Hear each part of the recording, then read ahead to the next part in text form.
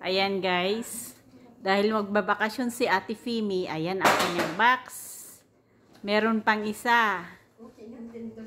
Ayan, meron pang isa. Bali, dalawang ganyan ang kanyang box. Isa sila ay dalawa kay Manay Ping, isa kay Sylvia.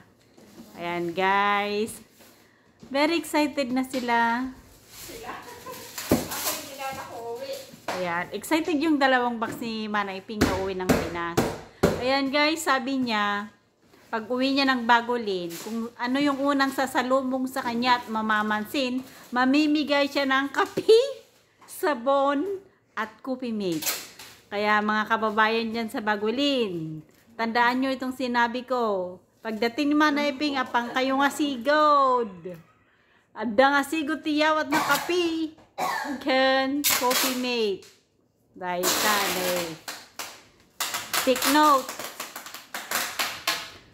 Sa Bulacan naman, si Sylvia, pagdating ng box, kung sino daw yung tutulong na magbuhat kay Jandy sa loob ng bahay nila yung box, meron daw siyang chocolate, coffee mate at kape din. Kaya dyan sa Bulacan, tandaan nyo yung mga kapitbahay ni Sylvia.